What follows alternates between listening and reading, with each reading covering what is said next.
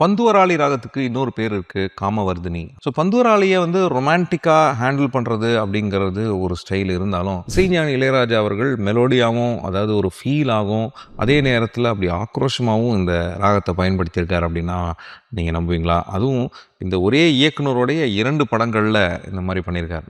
ஒரு படம் பிதாமகன் படத்தில் வரக்கூடிய அந்த ஓப்பனிங் சாங், அந்த குழந்தை பிறந்து வளர்ற அந்த டைமில், பிறையே பிறையே வளரும் பிறையே இது நல்வரவே அப்படின்னு பந்துவராளியில் அந்த பிதாமகனில் அந்த சாங் பண்ணியிருப்பார்.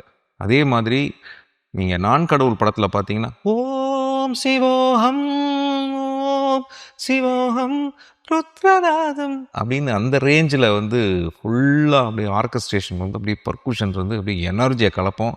அந்த மாதிரியான ஒரு கம்போசிஷனாகவும் பந்துவராளியை ராஜா சார் ஹேண்டில் பண்ணியிருக்காரு.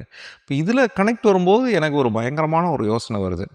பந்துவராளி ராகம் ராஜா சாருடைய ஒரு ஒன் ஆஃப் தி ஃபேவரட் ராகமா, இல்லை இயக்குனர் பாலா அவர்களுக்கு ஒரு ஃபேவரட் ராகமான்னு தெரில. ஏன்னா அவருடைய 2 படம் இல்லை, பல படத்தில் பந்துவராளி சம்மந்தப்பட்டிருக்கு. அதை பற்றி தொடர்ச்சியாக மற்ற வீடியோஸில் பார்ப்போம். இப்போதைக்கு பந்துவராளியில் இந்த பாடல்களை கேட்போம்.